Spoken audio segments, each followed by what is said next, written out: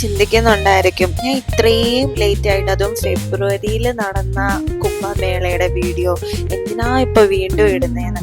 പക്ഷെ സത്യം പറഞ്ഞാൽ അന്ന് ഞാൻ യൂട്യൂബ് ചാനലൊന്നും തുടങ്ങിയിട്ടില്ല. ഞാൻ കുംഭമേളയ്ക്ക് പോയി വന്നതിന് ശേഷമാണ് എല്ലാവരും എന്നോട് ചോദിക്കുന്നത്, ഒരു ചാനലൊക്കെ തുടങ്ങിക്കൂടി, ഇത്രയും സ്ഥലത്ത് പോകുന്നല്ലേ. അങ്ങനെയാണ് ഞാൻ സത്യം പറഞ്ഞാൽ യൂട്യൂബ് ചാനൽ തുടങ്ങിയതും ട്രാവൽ വ്ളോഗ് ഇടാൻ തുടങ്ങിയതൊക്കെ. അപ്പം ഇത് എൻ്റെ സത്യം പറഞ്ഞാൽ ഞാനിത് നമ്മൾ സ്ഥലമൊക്കെ കണ്ടപ്പം എടുത്തതാണ്. പിന്നെ കുംഭമേളയ്ക്ക് പോകാൻ പറ്റും അല്ലെ, അങ്ങനെ ഒരു ഭാഗ്യം നമുക്ക് കിട്ടുമെന്നൊന്നും ഒരിക്കലും വിചാരിച്ചതല്ല.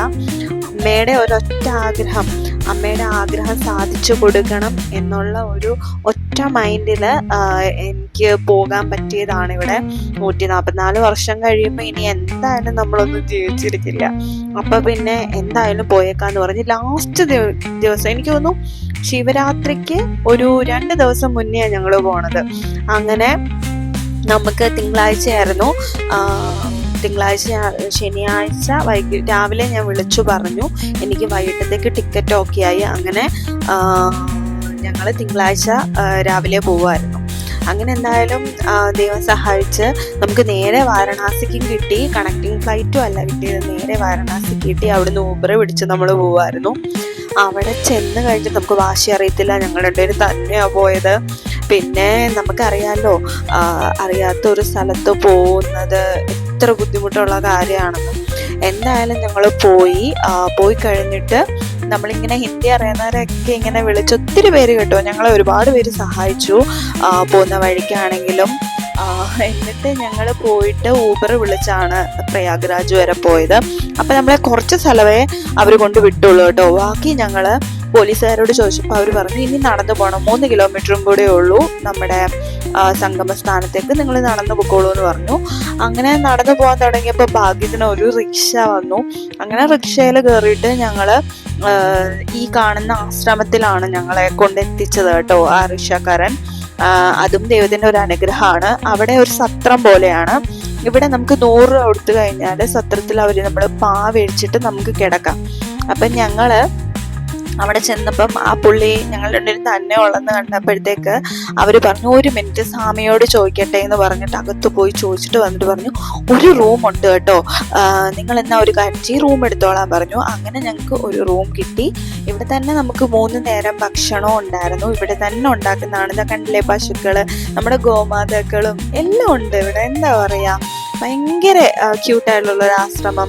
നമുക്ക് ഭയങ്കര എന്താ പറയുക, രാവിലെ ഹോമകുണ്ടത്തിലൊക്കെ ഹോമം നടത്തുകയും എല്ലാം ചെയ്തിട്ട് ഭയങ്കര പ്രഭാഷണവും എല്ലാം ഉള്ള ഒരു അടിപൊളി സ്ഥലമായിരുന്നു. അതും നമ്മുടെ ഈ സംഗമസ്ഥാനത്തിൻ്റെ അടുത്ത് തന്നെ അവിടെ തന്നെ കിട്ടാന്നൊക്കെ പറഞ്ഞാൽ അത് ഭയങ്കര ഭാഗ്യമാണ്.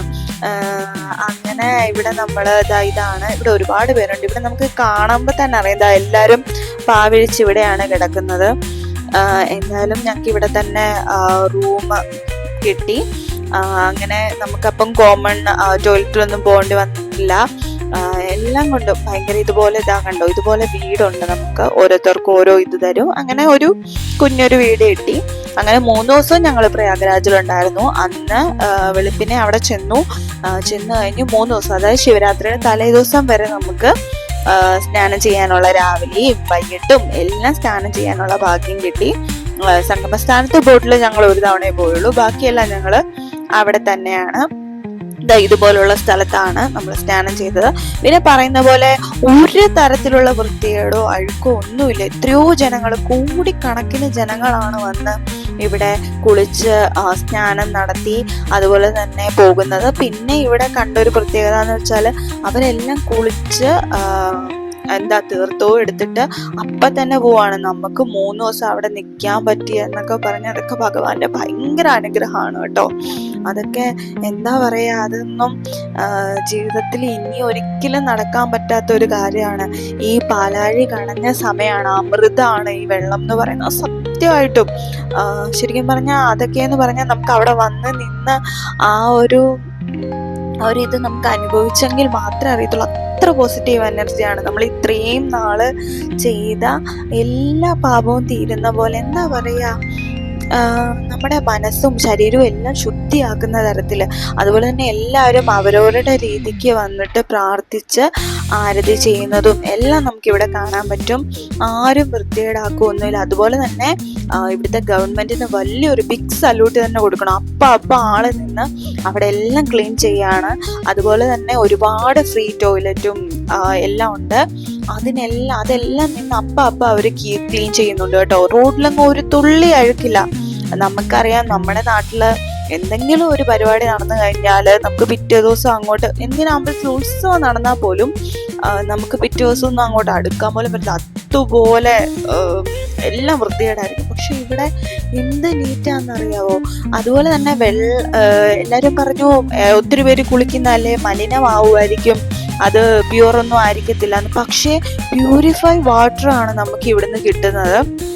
അതും ഭയങ്കരമായിട്ട് എന്താ പറയുക, നമ്മൾ ബോട്ടിൽ എടുത്തിട്ട് പോയല്ലോ, അതിരിക്കും തോറും ആ വെള്ളം നല്ല ക്രിസ്റ്റൽ ക്ലിയർ ആയിട്ട് വരിക എന്ന് പറഞ്ഞാൽ അതൊരു ഭയങ്കര മാജിക്കായിട്ട് തോന്നി കേട്ടോ.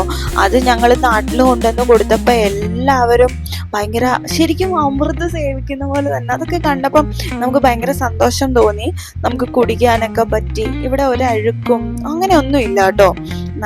അത് ദൈവം സഹായിച്ച് ഞങ്ങളുടെ ഒരു ഭാഗ്യമായിട്ട് കഴുകി.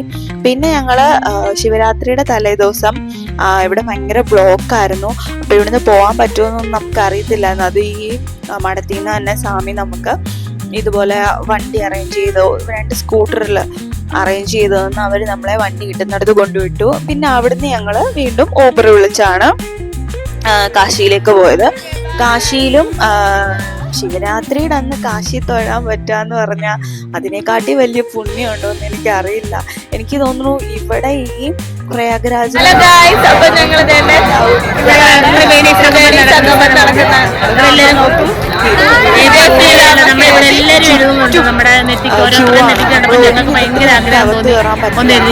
ഞാനിപ്പോ മോളോട് പറഞ്ഞു, മോളെ നമുക്കിതൊന്ന് എഴുതിക്കാൻ ചോദിച്ചു. ഞങ്ങൾ എന്ത് ചോദിച്ചു, ഞങ്ങൾക്ക് ഹിന്ദി അറിയത്ത പോലും ഇല്ല. ഞങ്ങൾ തന്നെ അവരോട് ചോദിച്ചു ഇതിന് കിട്ടുന്ന റുപ്പയാന്ന് ചോദിച്ചപ്പോൾ അവർ 10 റുപ്പയാണ്. അപ്പൊ പെട്ടെന്ന് തന്നെ ഞങ്ങൾ ഇത് എഴുതിച്ചു.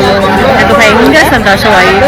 ഇവിടെ കണ്ടോ, അവിടെ കുളിക്കുന്നതൊക്കെ കണ്ടോ, നിങ്ങളെല്ലാവരും ഇത് കണ്ടു കഴിഞ്ഞാൽ നമുക്ക് ഭയങ്കര ഭാഗമായി. കുളിക്കാൻ തന്നെ നമുക്ക് ഭയങ്കര ഭാഗ്യമാണ്. നമ്മളത് കാണുമ്പോൾ തന്നെ നമുക്ക് ഭയങ്കര അനുഗ്രഹമാണ്. നിങ്ങൾക്കും അതുണ്ടാവട്ടെ. ഇവരൊക്കെ കുളിക്കുന്നത് കണ്ടിട്ട് നിങ്ങൾക്കും അതിന്റെ അനുഗ്രഹം ഉണ്ടാവട്ടെ. നിങ്ങളെല്ലാവരും കാണുക, ത്രിവേണി സംഗമം കണ്ടോളൂ. ഇതെല്ലാം കാണിക്കാം കേട്ടോ, നല്ലതായിട്ട് കണ്ടോളൂ. നമ്മുടെ ഇവിടെ എല്ലാം നല്ല വെള്ളവും ഇഷ്ടം പോലെ വെള്ളമുണ്ട്. നല്ല വെള്ളം സൂപ്പറായിട്ട്, നല്ല വെള്ളം നിറയെ ആളാണ്. സൂപ്പറായിട്ട് വെള്ളം എല്ലാം സൂപ്പറാക്കി ഇട്ടിരിക്കുവാണ്. ഒരു വൃത്തികേടുമില്ല. അപ്പൊ തന്നെ അവരെല്ലാം ക്ലീൻ ചെയ്യുന്നുണ്ട്. പോയ സിറ്റുവേഷൻ ആയിരുന്നു ഇവിടെയൊക്കെ പോയിട്ട്. പിന്നെ നമുക്ക് ഒരു തെറ്റിപ്പോയി നമ്മൾ വഴി തെറ്റി നിൽക്കുന്ന കണ്ടു കഴിഞ്ഞാൽ ഉടനെ തന്നെ എല്ലാം ഒരേപോലെ. ഇവിടെ നമുക്ക് അങ്ങോട്ട് തിരിഞ്ഞാലും ഇങ്ങോട്ട് തിരിഞ്ഞാലും നമുക്ക് കൺഫ്യൂഷൻ വരും. ഞങ്ങൾ ഇതിനുള്ളിലുള്ള സത്രത്തിൽ തന്നെ താമസിച്ചെങ്കിലും നമ്മൾ കുറച്ച് ദൂരം പോയി കഴിയുമ്പോഴത്തേക്ക് നമുക്ക് വഴി തെറ്റിപ്പോവും.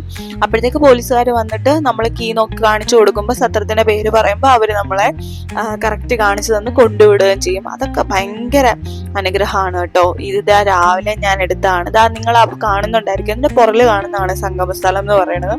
ഇവിടാണ് ഞങ്ങൾ താമസിച്ചത്. അങ്ങനെ ഇവിടെ തന്നെ ആഹാരവും എല്ലാം ഞങ്ങൾക്ക് പോയപ്പോൾ പോലും അവർ പാക്ക് ചെയ്ത് നമുക്ക് കഴിക്കാനുള്ള ഫുഡ്, ഞങ്ങൾ കാശിക്ക് പോവാന്ന് പറഞ്ഞപ്പം നമുക്ക് ഫുഡ് അവർ പാക്ക് ചെയ്ത് തന്നു. അങ്ങനെ ഭയങ്കര സ്നേഹമായിരുന്നു കേട്ടോ.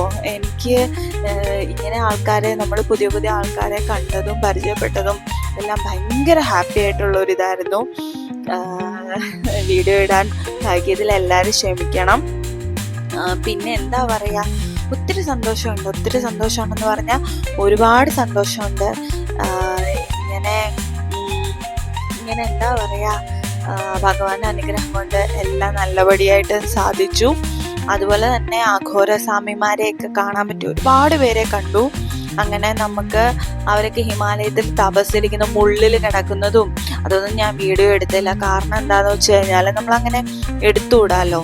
അപ്പം അങ്ങനെ അവരെ എല്ലാവരെയും കണ്ടു. പിന്നെ എന്താ പറയുക, നമ്മളൊരു നമ്മളൊരു പ്രത്യേക സ്ഥലത്ത് ചെല്ലുന്ന ഒരു അനുഭവമായിരുന്നു ഇവിടെ. പിന്നെ ഞാനും അമ്മ എഴുതിയതുപോലെ തന്നെ ഇത് അവിടെ നിന്നിട്ട് നമ്മൾ കുറി തൊടുമല്ലോ, അങ്ങനെ അതൊക്കെ തൊട്ടു. അങ്ങനെ ഞങ്ങൾ ഇത് തൊട്ട് കഴിഞ്ഞിട്ടാണ് ഞാൻ സത്യം പറഞ്ഞാൽ കാശിയിൽ പോണത്. അപ്പം ഇത്രേ ഉള്ളൂ. എല്ലാവർക്കും കുംഭമേളയുടെ വീഡിയോ ഇഷ്ടപ്പെട്ടെന്ന് വിചാരിക്കുന്നു. എന്താ പറയാ, അപ്പം ഇനി പുതിയൊരു വീഡിയോ കാണുന്നവരെ എല്ലാവർക്കും താങ്ക് യു.